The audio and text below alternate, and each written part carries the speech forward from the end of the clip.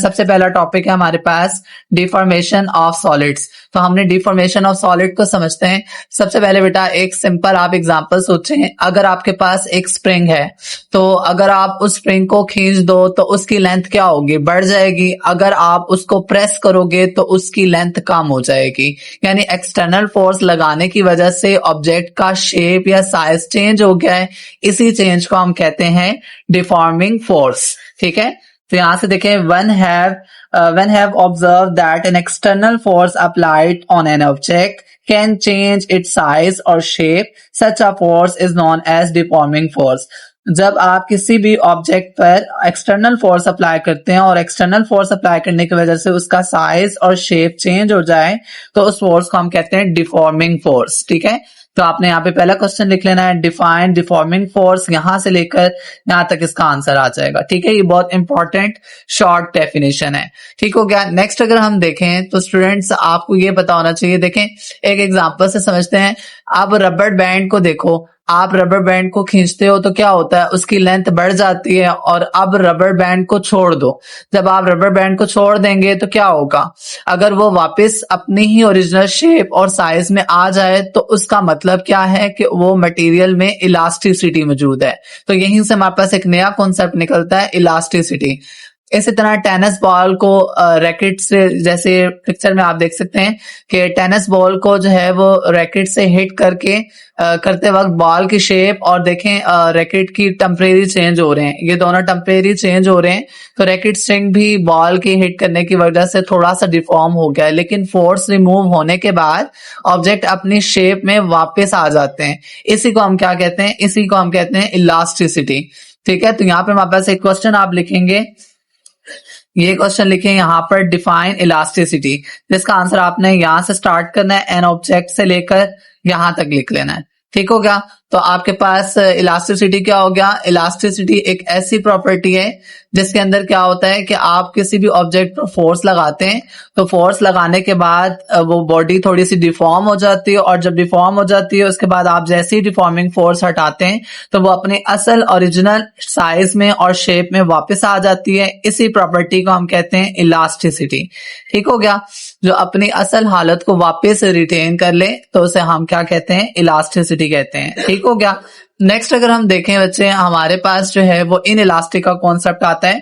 तो ये हमारे पास साथ लिखा हुआ है यहाँ पर, ये साइड पर, यहाँ पर आप क्वेश्चन लिख लें, डिफाइन, यहाँ पर लिख लें डिफाइन इन इलास्टिक मटेरियल्स। ठीक है, ये क्वेश्चन आ सकते हैं, बहुत इंपॉर्टेंट है। अब यहाँ पर हमारे पास देखें कि हर मटेरियल रबर बैंड जैसा तो नहीं होता ना, कुछ मटेरियल ऐसे होते हैं जो फोर्स रिमूव होने के बाद अपनी ओरिजिनल शेप में वापस नहीं आते। फॉर एग्जांपल जैसे क्ले कह रहे हैं, क्ले हो गया, डस्ट हो गया। तो आपने ये देखा होगा, क्ले तो अक्सर बच्चे उसके साथ खेल रहे होते हैं, तो आप क्ले को प्रेस करो ना तो शेप चेंज हो जाएगी, और फोर्स हटाने के बाद क्या होगा, वो खुद ब खुद ओरिजिनल शेप में नहीं आ जाएगा। ठीक है, वो नहीं आ सकेगा, क्यों, क्योंकि उसके अंदर जो है वो इलास्टिसिटी मौजूद नहीं है। ठीक है, जैसे आप उसके ऊपर से डिफॉर्मिंग फोर्स हटाओगे तो वो अपनी असल हालत में नहीं आ सकेगा। इसी को हम कहते हैं इन इलास्टिक मटीरियल्स।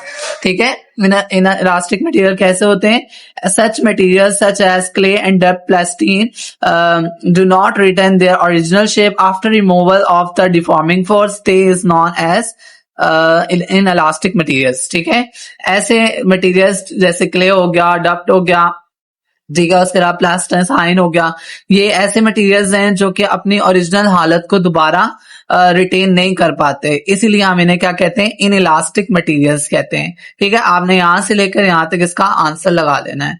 फिर नेक्स्ट अगर हम नीचे चलें तो यहाँ पर आपने साइड पे क्वेश्चन लिख लेना है। मेरे पास जगह नहीं है इसलिए मैंने जो है वो इस तरह से ही लिखा हुआ है।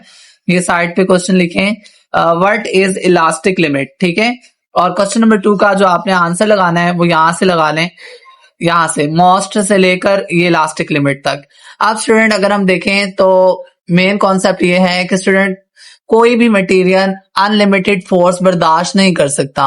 फॉर एग्जाम्पल, अगर मैं रबर बैंड को थोड़ा खींचूं तो वो वापस आ जाएगा, थोड़ा और खींचूं फिर भी वो वापस आ जाएगा, लेकिन अगर अब उसको बहुत ज्यादा खींच दूंगा तो क्या होगा, हो सकता है वो परमानेंटली स्ट्रेच हो जाए या फिर वो टूट जाए। तो यानी एक सर्टेन लिमिट होती है जहां जहां पर मटेरियल जो है वो अपना बिहेवियर शो करता है, ठीक है। उस लिमिट को हम कहते हैं elastic limit. Most of the material are elastic up to certain a limit known as elastic limit, ठीक है। अब आपको होपफुली ये समझ आ गया होगा, आपने यहां से यहां तक इसका आंसर लगा लेना है।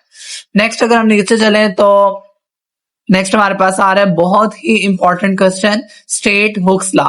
अब हुक्स लॉ हमारे पास क्या है, हुक्स लॉ को समझना बहुत इंपॉर्टेंट है। यहां पर अगर आप देखें लिखा हुआ है, if a force F is applied on a spring to stretch और compress it, the extension or compression X has been found directly proportional to the applied force within the elastic limit। Question के अंदर वो ये बता रहा है कि आपके पास जो हुक्स लॉ है ना, वो हुक्स लॉ क्या होता है कि आप ये समझ लें, जो आपके पास इमेजिन करो कि एक स्प्रिंग टेबल पर लगी हुई है, तो आप स्प्रिंग पर फोर्स लगाते हैं तो स्प्रिंग स्ट्रेच होती है, और अगर फोर्स और इंक्रीज करोगे तो स्प्रिंग की एक्सटेंशन भी इंक्रीज होती जाएगी, यानी ज्यादा फोर्स लगाओगे तो ज्यादा एक्सटेंशन होगी, कम फोर्स लगाओगे तो कम एक्सटेंशन होगी।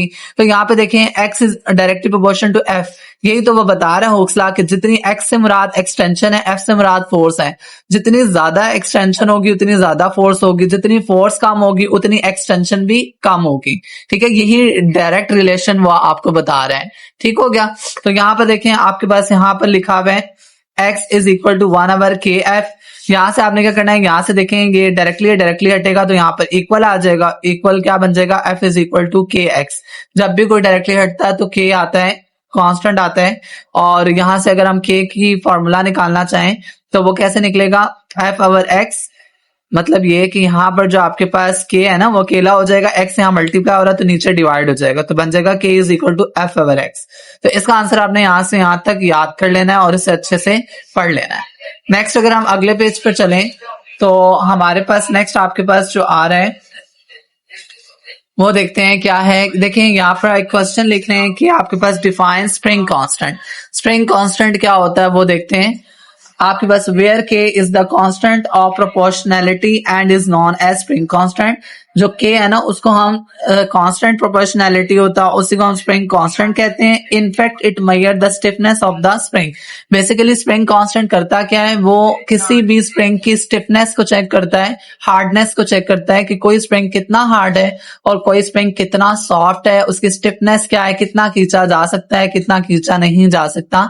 ये तमाम चीजें हमें स्प्रिंग कांस्टेंट k बताता है, ठीक हो गया। यहाँ पर ऐसा यूनिट लिखा हुआ है, आपने ये याद कर लेना है। ऐसा यूनिट क्या है हुक्स लॉ का, न्यूटन पर मीटर, ठीक है, न्यूटन पर मीटर इसका ऐसा यूनिट है।